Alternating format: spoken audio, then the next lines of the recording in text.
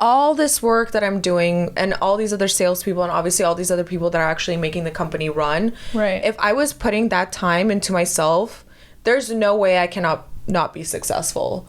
So I bit the bullet, and literally a week after that, I was on a plane to a trip to Bahamas where I was doing like my first big, like, I guess, out of the US modeling gig.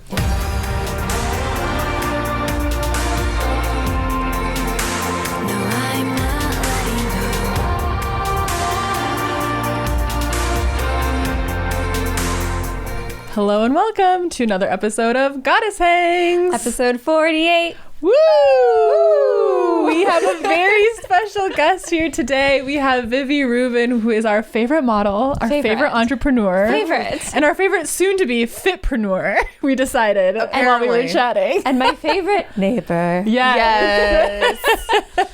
That is, I think that's like the first part of what it should have been. Yes. Neighbor. Like neighbor Juliet's and then everything else. Juliet's neighbor, top model and entrepreneur, Vivien Rubin. Welcome. I love that. Thank you for having me. I'm so excited. We're so excited you're here. Thank you. We wanted to have you because you lead a really amazing life. Your story is captivating. Thank you. Your photos, entrancing. Is that even a word? I might have Enchanting. made that up. Entrancing. Yeah, I think so. I think, anything would work. And I feel like there's a little bit of a mystery around who is Vivien Rubin? Who is this icon? Is there? Maybe. I guess there is. I don't know. Well, we're going to find out. We have the Goddess Hangs exclusive podcast interview with Vivien Rubin here for you today. Yes. So for those people who have not yet stumbled upon your gifts and talents, tell us a little bit about who you are and what you do. So I am a full-time model. I also I've had a fashion business before that eventually got shut down, and I am actually working on something else right now, a few other projects aside from fashion, but my main thing at the moment is modeling, which I've been doing now consistently for I want to say 5-6 years, but I modeled as a kid and I still had to go and graduated college because of my mom. I worked corporate America. I did everything under the sun, and that never satisfied me. And so I decided to put all my focus into modeling and to the creative side of things. And that's what I'm doing now. Can we back up to what was it like? I'm going to just say your name a million times. Okay. What was it like when Vivien Rubin was in corporate America? What did you do?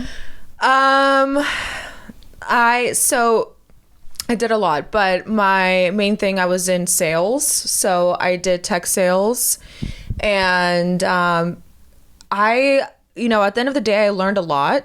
The job was very, it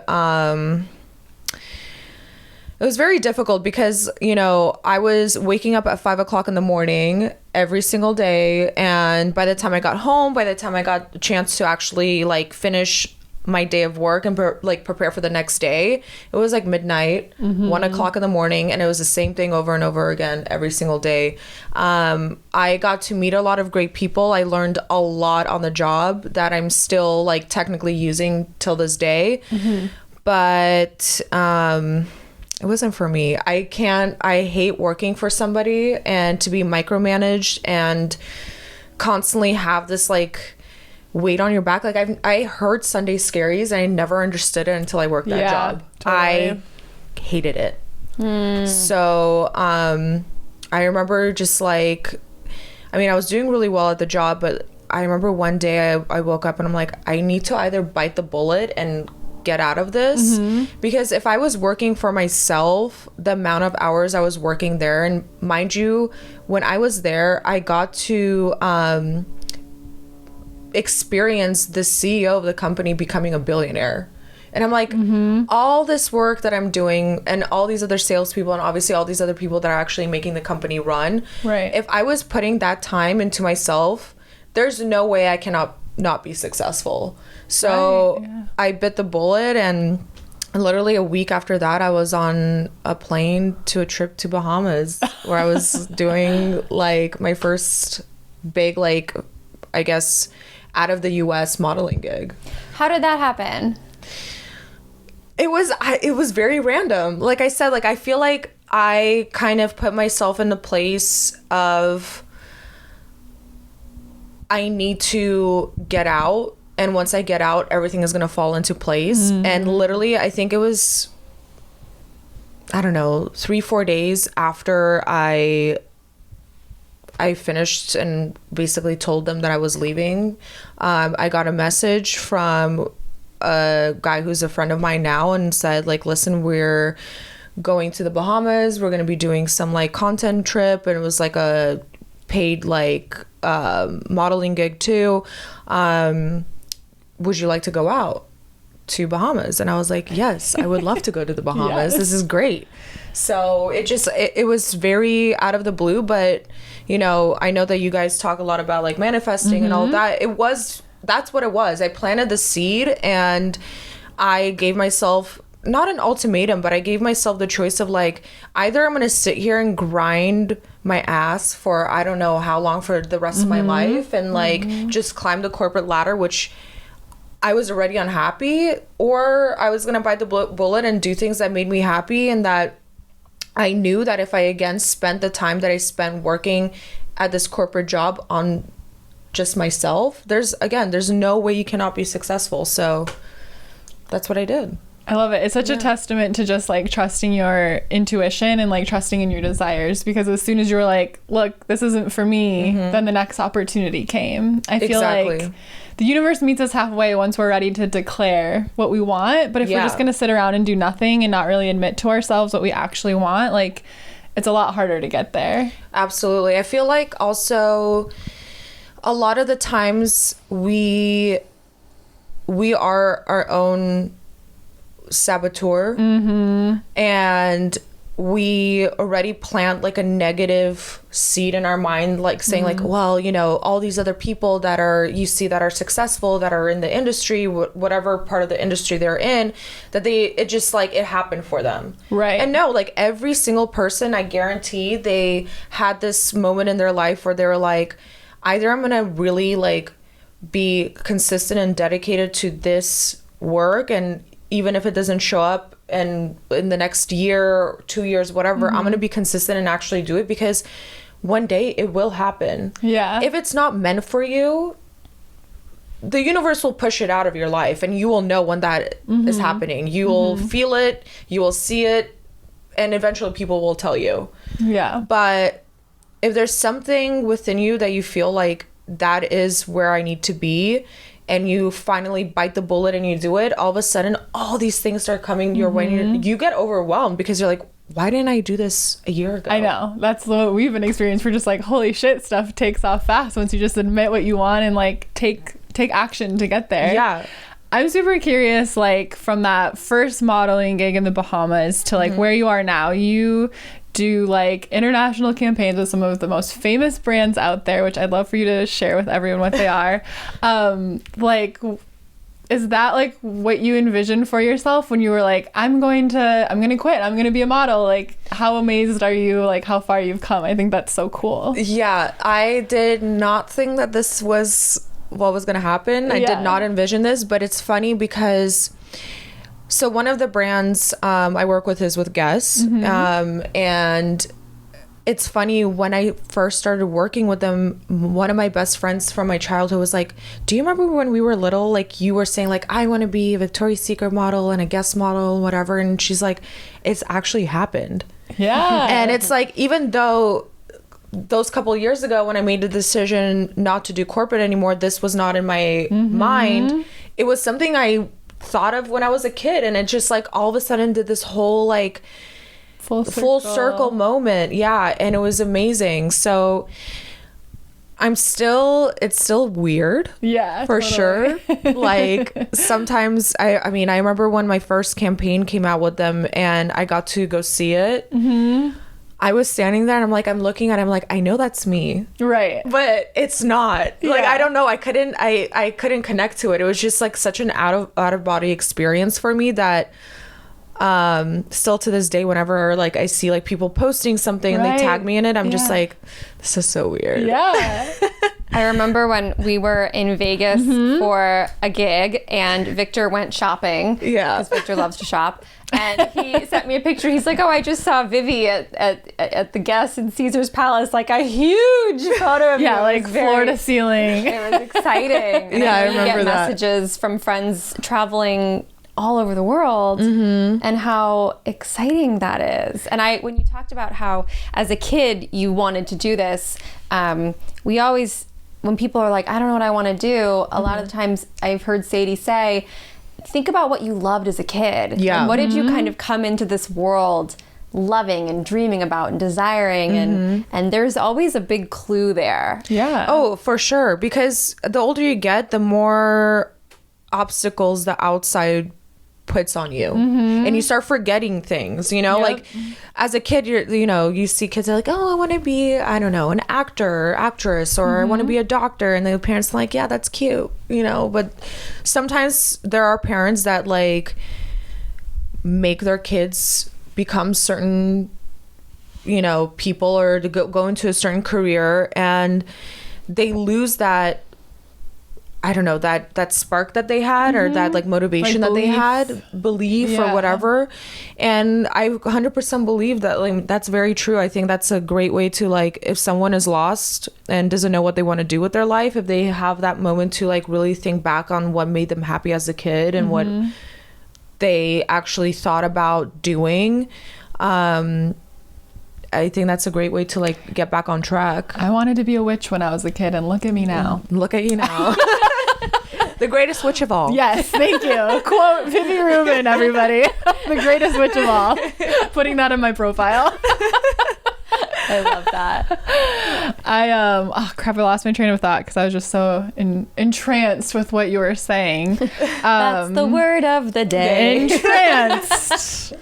But what were we talking about? Oh, I just like think back to like when we were in like kindergarten or first grade, and there would be school projects of like, what do you want to be when you grow up? And we all believed wholeheartedly in what we wrote down. Like, I'm going to be the president. I'm going to be a ballerina. I'm going to, and then, yeah, we like lost that. Yeah. But it's like, no, whatever you want to do, it might not look exactly like when I wanted to be a witch when I was little. I envisioned myself at Hogwarts. Not exactly how it turned out, but I found my way to be a witch when I grew up. So I just think it's like, how do we rediscover that spark and that belief in ourselves of like, no, I literally can do anything I want. It's the desire that's meant for us. Yeah. And how do you shed all of that, you know, negativity or doubt that was put on you as you got older? Because like it or not, like even I remember my friends, even with me, there were teachers that would, you know, they'll tell you, oh, well,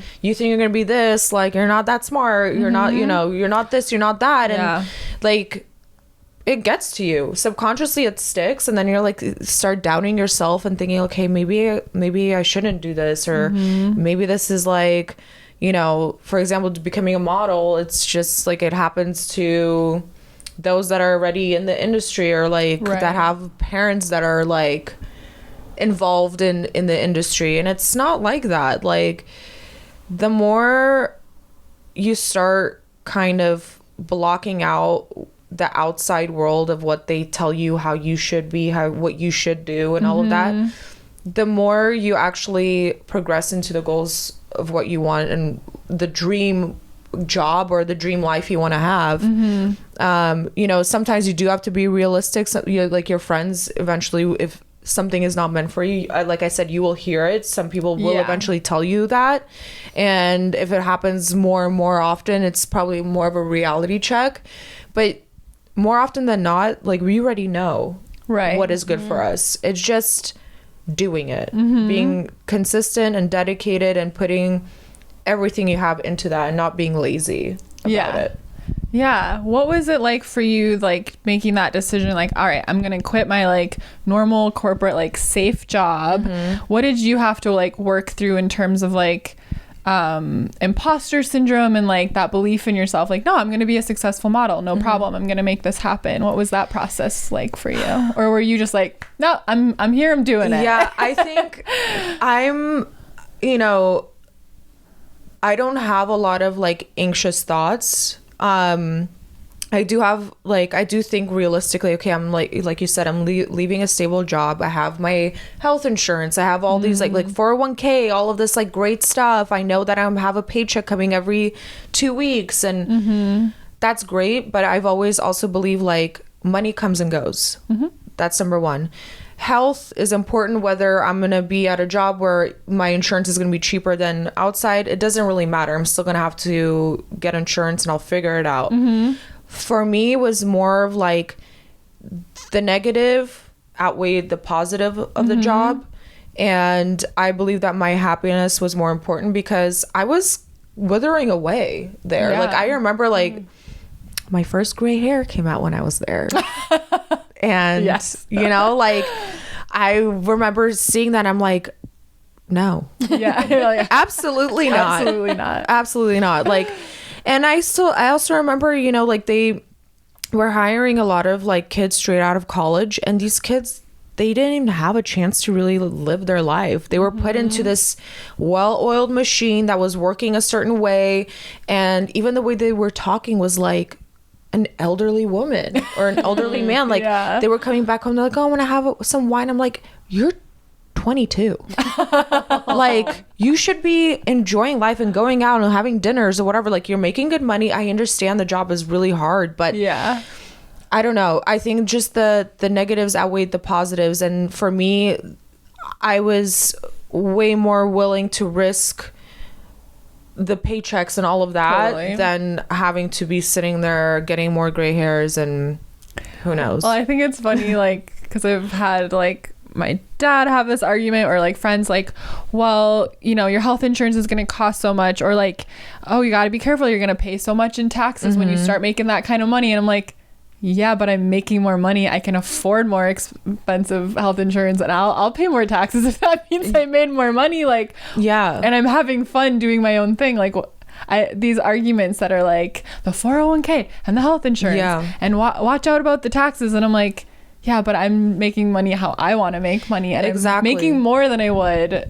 doing what I was doing before. You know, there's unlimited potential when you do your own thing. Absolutely. And honestly, like, again, one of the things I learned from that job is like, when you are making money, there's like 3 or 4 main people that you have to have in your life at some point. It's a good accountant, a good lawyer, and there was a few other things, a good like financial planner. And when you have that, you don't really have to worry about anything, you know? Like, yes, you have bigger fish to fry and stuff like that, but like, you have people that understand how to manage your life at that point. Yeah, I'm like, these all sound like great problems to me. Bring them on. Exactly.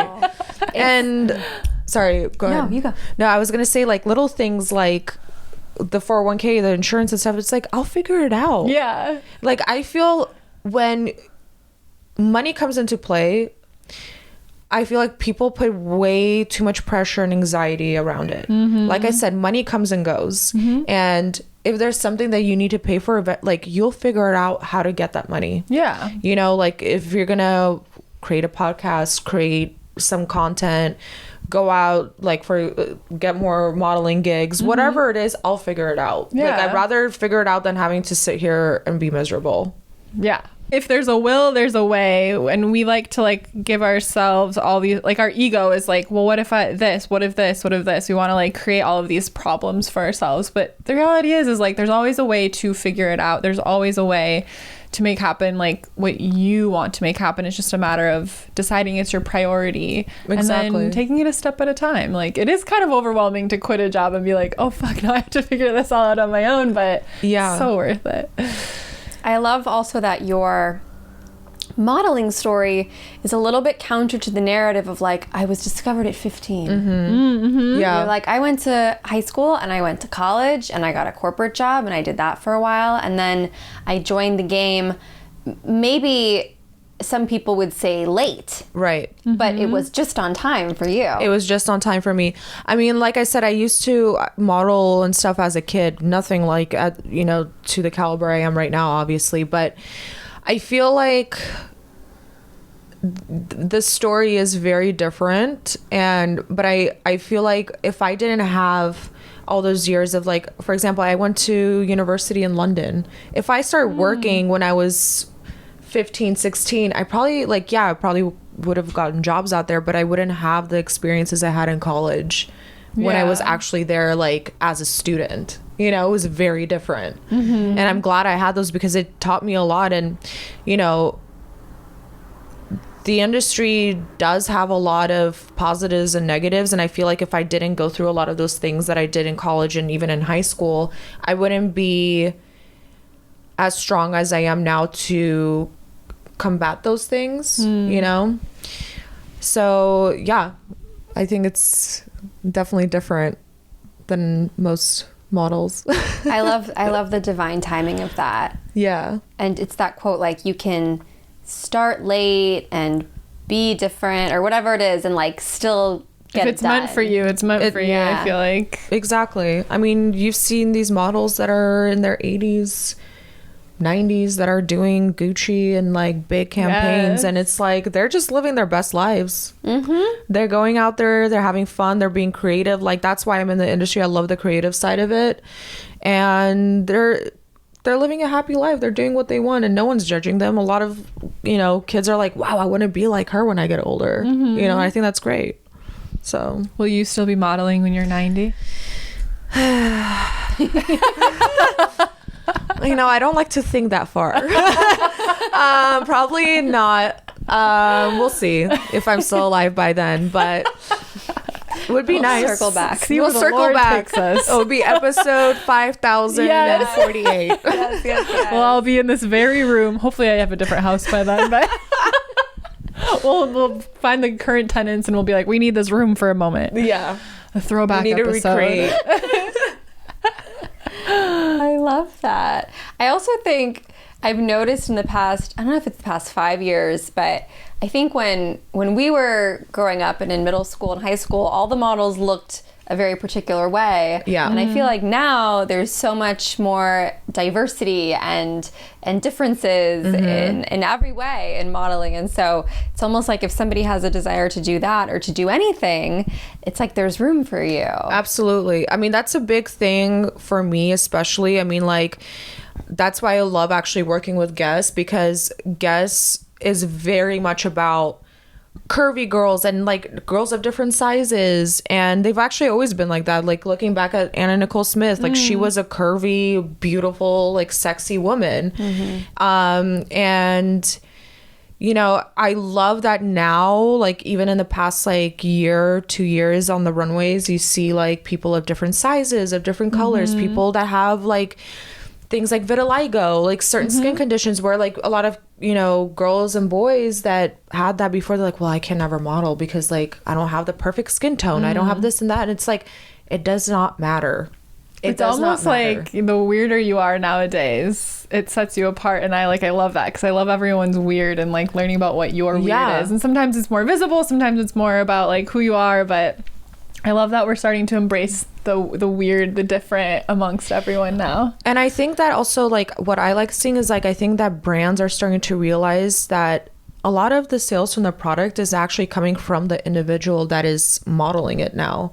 A lot of, because of social media, a lot of these models have a voice online, and if they see that, XYZ person is going to be like walking the show for, I don't know, Dolce & Gabbana, they're going to be wanting to watch it and, like, you know what, I actually want to get that dress that they're wearing or whatever. It's like, I think brands are starting to realize that the influence of their sales is coming from the people that they're hiring. Yeah. And that also encompasses the image of the brand too, because now they're hiring, again, people of different sizes, of different colors, of different shapes, whatever it may be. And I think that's beautiful. It's something we definitely did not see when I was growing up. Yeah. It was all like a boilerplate all around. Yeah. And it's still kind of happening in Europe though. Oh, really? Yeah, I'm hearing that, like, even with like agencies, I have had a friend that went out there and it's still the same thing. They're telling them to lose a certain amount of weight, that they need to be, you know, these are certain measurements, and it's so unrealistic. That feels so 2003. I joined a modeling agency for 1 year when I was 20, which, first of all, they were like, you're kind of old to be starting now, and I was 20 years old. You old like, lady. So old. I was like, this was before butts were in, but they were like, can you lose 10 pounds from your butt and your thighs? And I was like, that's not how it works. Yeah. Yes, let me isolate. I lost 10 pounds, and it was not from my butt and my thighs. Those stayed exactly the same, and then I was like, I hate this. I'm out. But yeah, that was before the world caught up with, like, let's just be humans. Mm-hmm. No, and it's crazy. Like, you hear these stories. Like, I was like, when my friend told me, I was like, what did you do? She's like, I literally walked the fuck out. Mm-hmm. I'm like, good, because you know, I mean, she's a little older. She's a little bit younger than me, and you know, but she's technically older in the modeling industry. But like, you have girls that are, again, 15, 16 years old that are going in there. If someone tells them that, like, that can severely affect their health. Yeah. And that is what is very scary to me, is the fact that a lot of these people that are working on the agencies, some of them are women too, and they know that this can affect like their period, which can eventually affect their fertility. I'm like, you're making this little girl do all these things to change her life for you to be able to make money off of her, but at the expense of her health. Right. And that's sad, you know? Yeah. So I don't know. I feel like nowadays more and more agencies are obviously understanding and have their heads on their shoulders, but there's still those few that it's still scary, and it's like they're living in the 90s, in the 80s too, actually. Do you think, like, because you were able to enter the modeling world like a little bit later, like that helped you not get caught up in some of that, like with body issues, or is that something that's still been like a struggle being a model? Like, I feel like when you mature a little bit, you're like, you can tell me stuff about my body, but you don't take it quite I mean, when you're a teenager, like, I remember things like boys said about me that fucked me up for 10 years because you just take everything so seriously then. Yeah. I don't know. I feel like it's different for everybody. You know, I definitely think that my mindset and the way I you know, receive criticism, I guess, in a way is all because of, like, you know, what's happened in my life, you know, and I feel like I just had to create like this, I wouldn't say it's like I have like a harder outside shell around me, but I process things a little bit differently because I think about, okay, if someone was saying something about my body, a lot of the times, no offense, but they need to look in the mirror themselves. Okay? Yeah, usually when people are criticizing, it's a reflection. Exactly. Very true. And second of all, it's like, you know, sometimes people do say things that I step back. I'm like, you know, maybe there's some truth in that, and I should take a little bit of that and apply it. But I never take anything to heart. You know, like, I kind of think that even things that I say to my friends, like if they ask me for advice, I'm like, take this with a grain of salt, because I cannot, no one can tell me how to do things with the goals that I have in my mind, because they don't know my goals, and neither can I, you know, so I can give them like my 2 cents, but it's up to them. Like, they might take like a grain of that and be like, you know what, actually that's a good idea, I might apply it, or just say, you know what, this is not for me. Take what speaks to you and leave the rest. That's what we always say when we do readings, and I think that applies in all areas of life when someone tries to tell you something about you.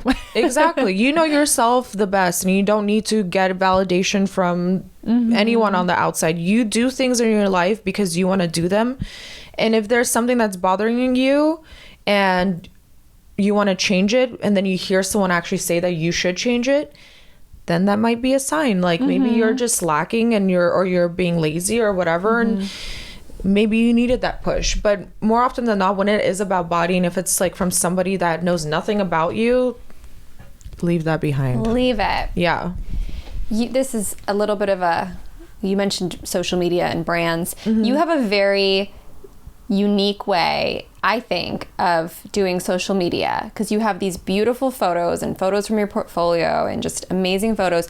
And then you leave people with these like little wisdom drops, and there's like a lot of intention behind what you do, and your stories are really almost like spiritual and mindset infused. And I want to talk about like that and how you do that. Yeah, let's talk about it. Let's talk about it. So I guess how do I even ask that? Like, I guess I just want to know, how do you authentically share who you are while sharing what you do, I guess? That's a good question. I try not to overshare really who I am online, to be very honest. Like, the parts that I do want to share are the parts that I want people to leave, whether it's my page on Instagram or wherever it may be, with a positive attitude. Mm-hmm. Whether it's like even the music that I'm using, even if it's like the captions that I'm writing, whatever it is, like, I want people to either come in and laugh, leave with something that might be helpful for them later on in life, leave with some facts. I don't know. But at the same time, like, I try not to post too much, because I do have friends who are like, well, you are, an online figure, influencer, whatever you want to call it, model, and you should be more open with your life. And I'm like, yes and no. You don't have to. I don't have to be. It's such a thing nowadays of like, you're obligated to show us everything about you and know everything, and like know personal things. And I feel like that will eventually just dig you into a very dark hole. And not to say I have my fair share of haters online, and like, I just feel that instead of fueling that hate and just being negative and continuing that, I try to stop it and like turn it around, and like, even those haters, I love them, because they're still coming on my page and they're still watching my stuff. And I feel like at the end of the day, if I can convert that hater into someone that is neutral about me, because they can eventually figure out like I am a good person deep down inside, and whatever you see online is just a like snippet of my life, not even 5% of who I am. So if I can change their mindset or give them something where they feel positive and will eventually change their actions, because I'm sure I'm not the only one they do this to, so it's like something that is bothering them in their life. If I can help them and change that, then I will do it. But at the same time, like I said, like, I try not to go too personal, too deep. Like, people can know about me, but when it's about my family or my love life or certain friends that don't want to be a part of it, like, I want to keep that separate, because I don't think it's fair, because the online world is very crazy.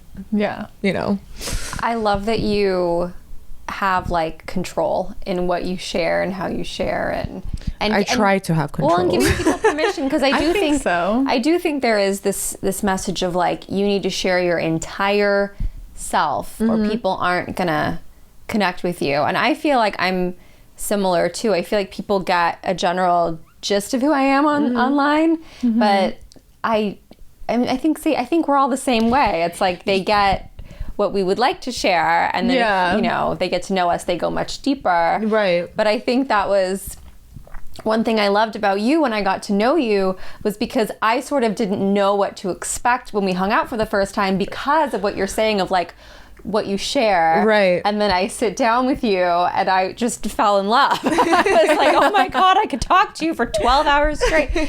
So I think that's a good reminder to people that you can share as much or as little as you want. And at the end of the day, all those people that are watching me, or any of us here, like, you just have to remember we're all the same. We're all have the same issues in our lives. We all have the same heartbreaks and the same like joys. Everything is the same, except we're also have this like job where we are a little bit more out there. You know what I mean? But when it comes to personal things, whatever you go through personally is exactly what I'm going through personally. So in that sense, have that peace of mind. But to talk about it on a public setting when you have thousands and thousands of people that can have an opinion in a way to deconstruct that, I do not want any of it.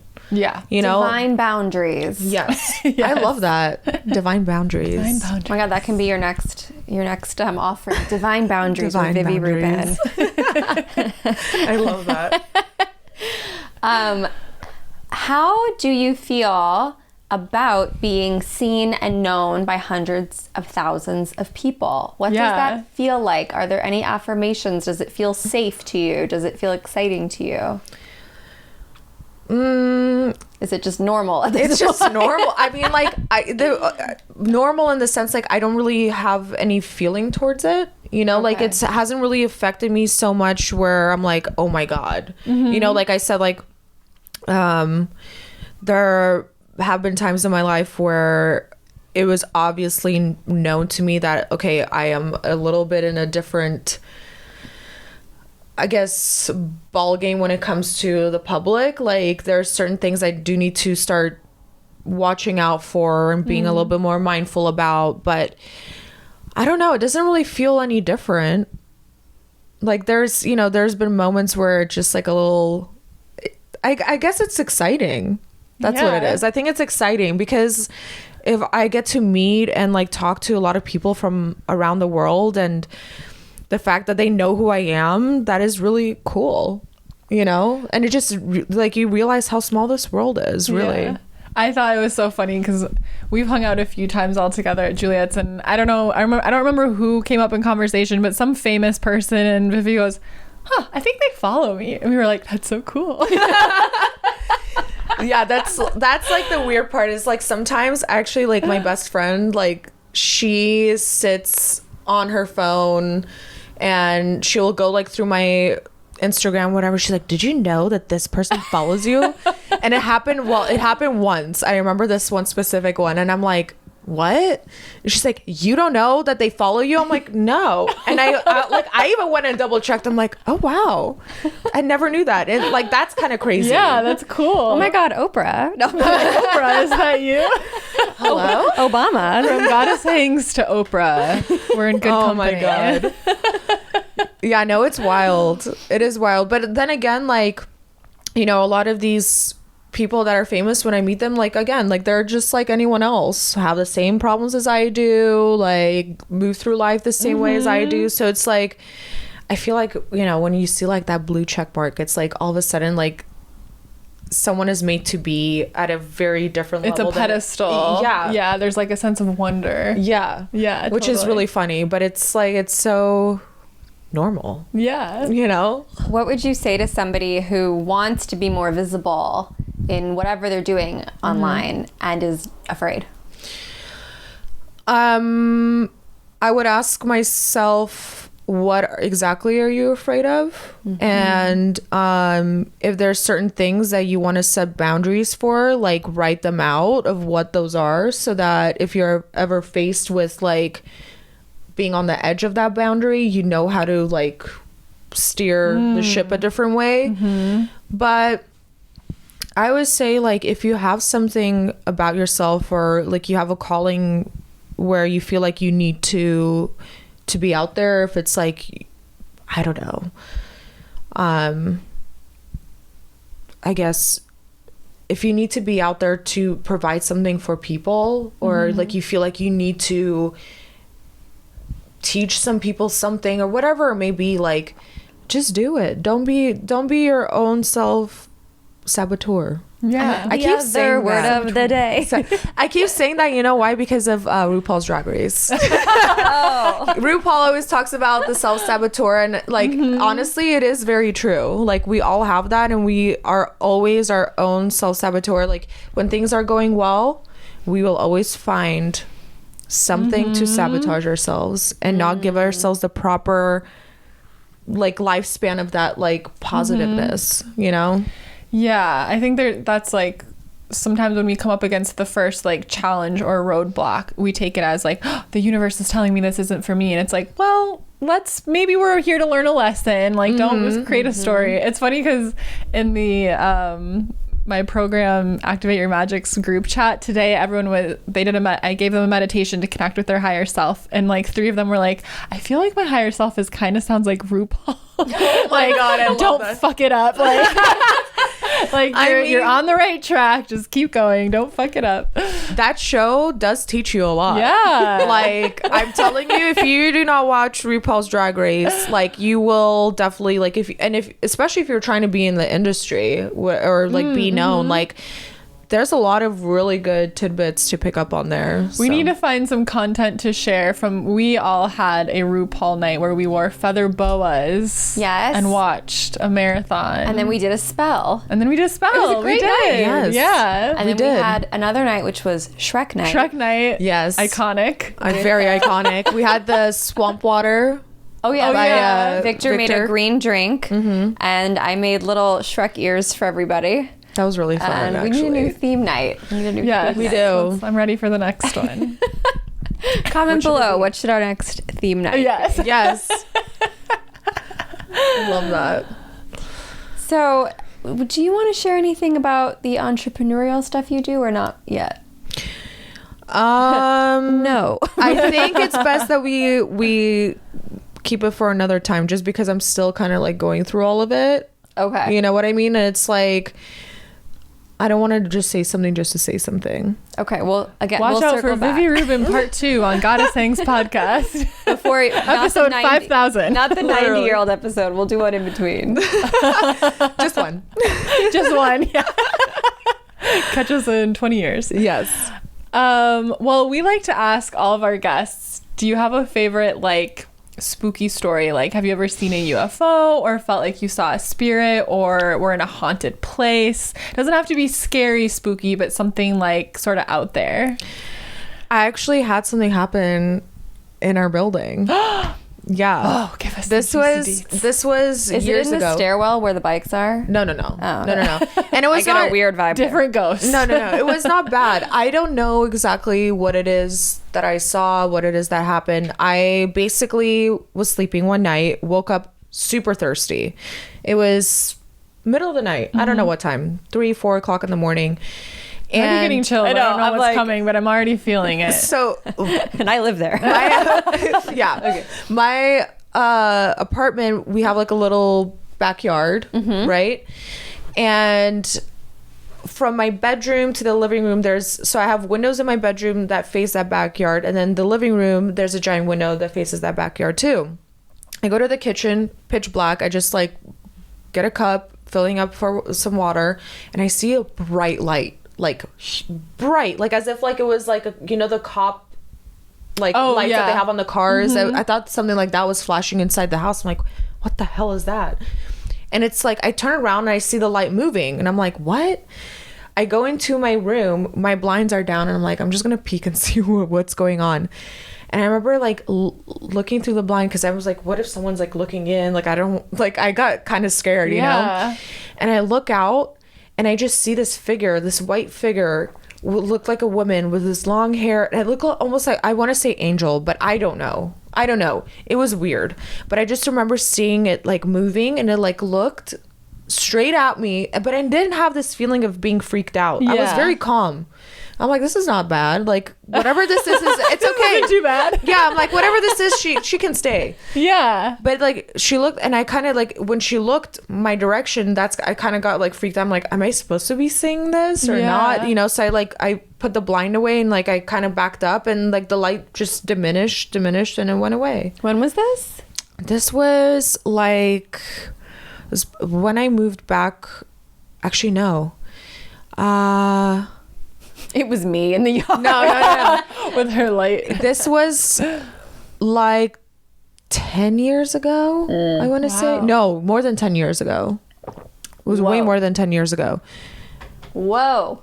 That was like Wow. I wonder what it was. 16, 17 or something like that. I don't know what it was. The only thing that would come into my mouth that makes sense is like angel, but I don't even know if that was an angel. Like I don't know what it was. It was very strange. It wasn't creepy. Like I like when I saw the light at first, like it wasn't that I was scared. I was just like, what is that? Yeah. But when I was trying to look through the window, I'm like, well, I don't want something staring back at me if I see something. So I was kind of freaked out. But when I like looked at it and then it like turned and like kind of like gave me a glance, it was like very calming. I don't know. Did you have anything going on in your life where like one of your guides would have wanted to like make their presence known to you? Like, were you going through a hard time or like making a decision or anything? That's what comes to mind for me, is like if it was someone specifically to you that wanted you to just like know, like, I'm here. I mean, I don't know. I honestly, it was so long ago, I can't really remember what was going on. I mean, I was probably at the point where, you know, I was applying to colleges and all of that. Maybe, I don't know, but that's so interesting. I don't think that had anything really to do with it. I'm not sure.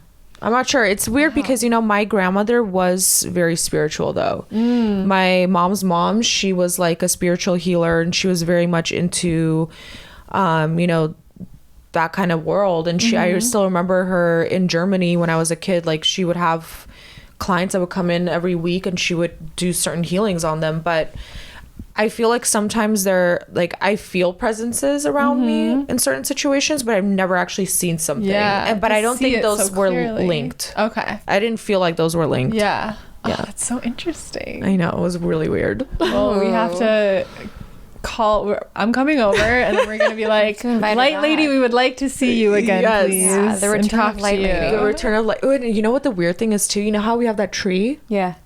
So have you noticed that like weird like indent in the tree before at the bottom? It looks like an eye. Yes. Right? So actually no, it doesn't look like an eye anymore. It used to look like an eye. It transformed. Now if you look at the top, there's a branch that's missing. It looks like a face is coming out of it. So it's weird. Like, I feel like something around there, like that tree. I think the tree has to do a lot with what's going on. Let's go talk to the tree, you guys. I do. Okay, it's funny you say this. I don't typically go around like thinking that all trees have like a spirit in them. I'm just like, hello, that's a nice tree. But this tree, there's something about it. I feel like that tree keeps me company during the day. Yes. That's what I'm saying. So I remember like one time I was like that indent in the tree. I always thought it looked like an eye, and it really did. It looked like kind of like a cat eye when it's like has light on it. So like or whatever, however you want to call it. But, I remember someone else mentioning it, and I looked at it and I'm like, it's always like keeping an eye on me. It's always watching me, over me, kind of. You know what I mean? And I feel like maybe that spirit had something to do with it too, because it was like, it was weird because I've noticed that like the branch that is missing, that face that's there, it looked kind of like that woman. So I don't know. The tree spirit. Okay. It could be a tree spirit. I don't know. After this, but that started coming out spirits. Like it only started happening like 2 years ago that face started forming. Okay, I'm gonna look for the face. You'll see it. You can see it from my angle when you're looking up. Okay. We share a tree. And a friendship. A friendship tree. A friendship tree. I love that. I love that we share a tree. That's really special. It is. We also share a laundry room. Neighbor. A stairwell. Oh man. A mailbox that gets constantly broken into. You were telling me about that. Yeah, I don't have anything mailed. I mail it somewhere else. Really? It's always broken into. That's strange. Wow. Yeah. It's a nice neighborhood. No, it's a great neighborhood. Yeah. People just love Amazon packages, apparently. Yes. But it's like, I always thought about that. I'm like, you're going to come and pick up somebody's Amazon package, but what if it's something like you come back home and you open it and then it's like... Someone got Victor's custom Waluigi game controller. Oh, I was going to say something else. Oh. You know, like what if you open it and it's just like diapers. Or like a giant dildo. and you're a What man. if? You know what I mean? Like, you come that back was home a like, winning honey, we got our mail Amazon package. She was just like, do we need to have a conversation? Like, what is this? Oh man, Amazon got everything. they do. Absolutely. And you never know where you're going to get if you're a Amazon pirate. A porch pirate. Porch Yeah. pirate. A porch pirate. Oh, can I tell you the dumbest thing about me? Oh, Go ahead. Pirate. Speaking of pirates. Okay, are you ready for this? Yeah. And I'm just going to back this by saying I've been a valedictorian, I think, 3 times. I'm a smart cookie. I Okay. run, a tight ship here. I thought pirates were not real. Really? Wait, why? You thought they were sort of like I thought fairies, it was like fairies and goblins and pirates. Like, there's no such thing as Johnny Depp. If he was in the sea, I'd go find him. But think about it. Think about it. If you didn't know and you went to Disneyland and it's like, we're going to go on the Winnie the Pooh ride Yeah. and the flying elephant and the frog that can talk and the pirate ride, you're not going to be like, well, that one's historically accurate. Right. It's one compared of to those the other things one. like that you bring from childhood that if no one specifically tells you otherwise, you just create You a story around it because Right. I have things. I remember my dad told me when I was little because I have a little like cowlick in my hair, you know? I have it too. Yeah. And he has the same one, and he told me because my dad grew up on a farm and we grew up going there every weekend, and he told me a cow licked me there, and because their saliva is so thick, and he told me that when I was little, right? But Yeah. and then one time when I was like 12 or 13, I started saying that out loud, and until I said it out loud, and then my friends were looking at me, and I was like, oh, he made that up. But it was just like.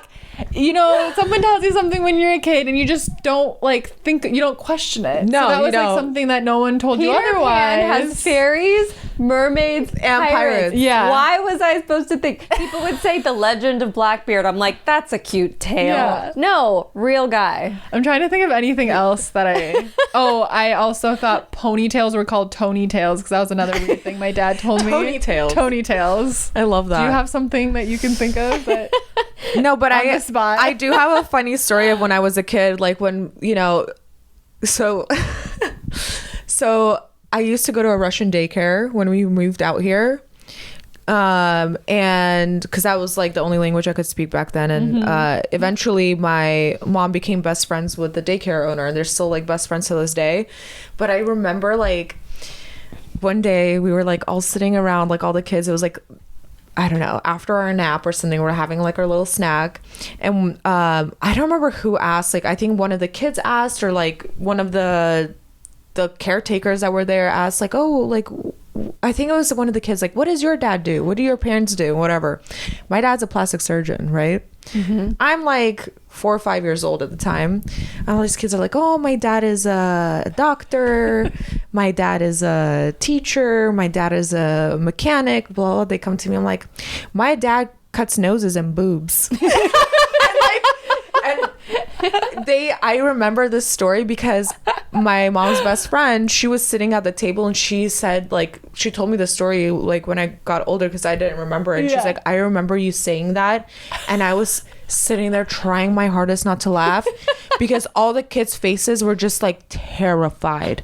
Like, what do you mean your dad cuts noses and boobs? Like, what is You're that? not a good kid. My dad'll come. Yeah, literally. Cut your nose. Literally. And then like I remember like growing up eventually, like whenever like I had like not issues, like when people like talk shit to me or something like that, I'm like, you know what, if you get into a fight with me, if something happens to you, I'll just give you my dad's business card after. So but yeah, as a kid I was like, I would always say like that my dad just like cuts people. And kids are like, oh, we do not want to be friends with you. Now that might be different, but back then, Right. not Kids it. say the darndest things. Literally. Literally.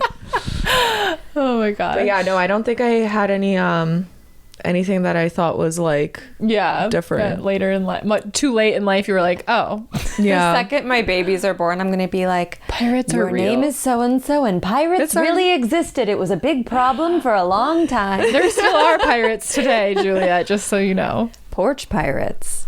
Well, And real pirates. And pirates. I of have the so sea. much to learn. I remember when you told me that. This was a few months ago that she learned this.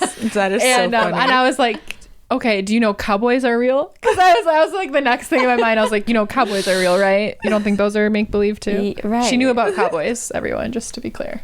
Yes, I knew Yeah, that. pirates are very real. They're very real.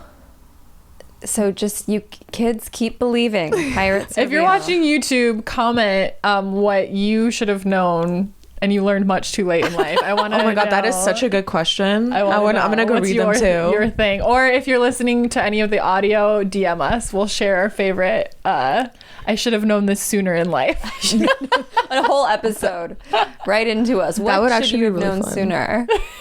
I want to ask you before I forget, are there any books, podcasts, people, things that inspire you all the time that you recommend?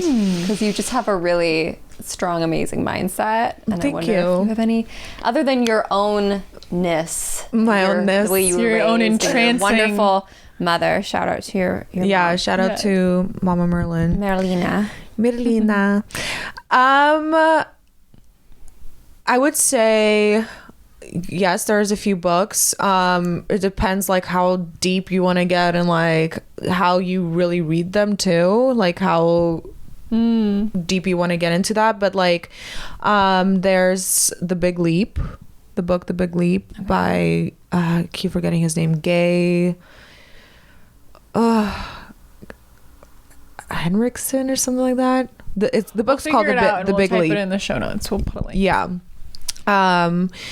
There's another book called The Little History of Nearly Everything. I read that a long time ago, but it still sticks to me to this day. It was a great book, but it's literally going through every single part of our existence and like how everything came to play. But in like if you kind of apply that to your life, it's very great. Podcasts, for them to listen to your podcast. Oh, thanks. Shout out to us.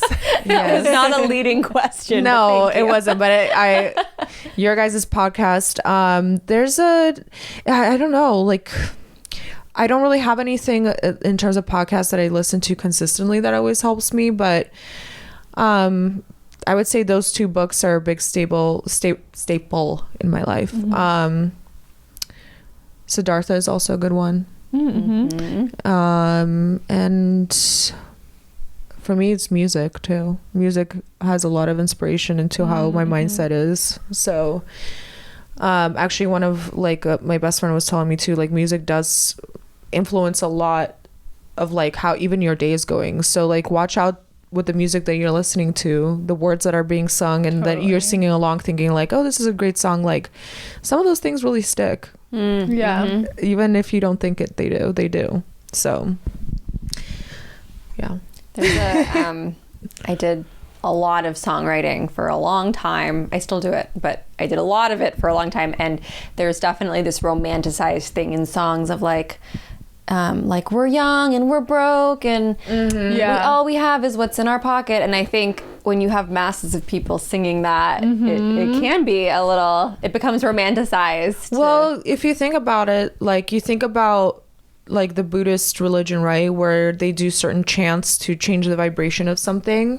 Music, when you're singing, you're chanting. And whatever you're chanting, like you have to be very particular in what you are bringing really into your life and not, like if you like a song that has, I'm young and I'm broke, whatever, like, yeah, it's cute, it's fun, but like just cleanse yourself after, like don't accept that energy because you can be young and fucking bawling. Yes. Like many of these kids are these days, which is amazing. Yeah. I know, it's kind of an exciting time. It is. You can get rich doing literally anything.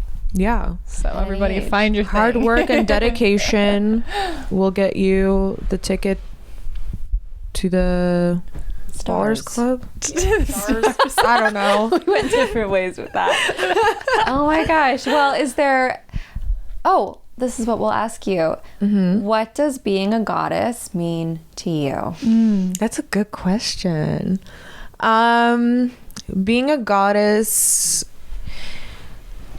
means believing in yourself full-heartedly, being your number one cheerleader, and being able to project the things that you find positive and impactful to you out to other people, and having your energy change theirs if they're not doing well or whatever, if they're in a negative mindset. I think just being a believer in you and being a believer in like believing in other people. I love that. Yeah. It radiates out. Where can everyone find you? I'm sure they're excited to see all of the beautiful modeling trips you get to go on, and we're all excited to see what is up and coming on the secret entrepreneurial end too. Yes. Probably the easiest one is Instagram. Instagram at VIVIEN RUBIN. VIVIEN. We will link everything in the show notes. Yeah, that's probably the best place to find me on. From there, I mean, I have other like channels. I used to have a YouTube, don't have it anymore. That was really embarrassing, by the way. But what? No, I yeah, want let's pull up the archives, everybody. So find it. No, I literally locked all those videos from outside view because they are so embarrassing. Was it like a vlog? I did a few vlogs and I did a few makeup tutorials. Oh, I bet they're great. Oh no, ma'am. No. Like, it's funny because the more you do this, the more comfortable you are talking to a camera. But back then, like, this was like when YouTube was like beginning to like being like popularized the way it was. And back then I'm like, I don't know what I'm doing. I was living in London at the time. I had a horrible lighting. I thought I needed to get like super glam before I even go on camera, and it was just it was a mess. But I love it. Yeah. Well, make sure you're following all of us on Instagram. We are at Goddess Hangs. I am Sadie Olson. I'm at Juliet.Piper. And we have our brand new Intuitive Magic Oracle deck ready for pre-order. So see the link in the show notes if you want to pre-order your copy today. Make sure you are a part of our Goddess BFF Patreon. The group chat is at over 40 amazing goddesses now. We have about 10 channels. It's been so fun. Is there anything else I'm forgetting? We're going to be dropping some exciting jewelry at the end of the month. If you zoom in on us, I don't know how you can, but it's there it is. Well, there it is. It's very cute. I can vouch for it. And so is the deck. I got a chance to look at the deck and I love it. Quote, Pre-order. I love it, Vivien Rubin. No. It's super cute. You guys put a lot of work into that. So thank you. We need to make a carousel of just like quotes that Vivi said. Greatest witch of all. I love it. Pirates Best really neighbor happened. ever. My dad will cut your nose and boobs. Quotes from this week's episode. yes. Well, thank you so much for joining us. Thank you for having me. Thank you. This is super cute and fun. Thank you. And thank you everyone for listening. We will see you next week. Bye. Bye.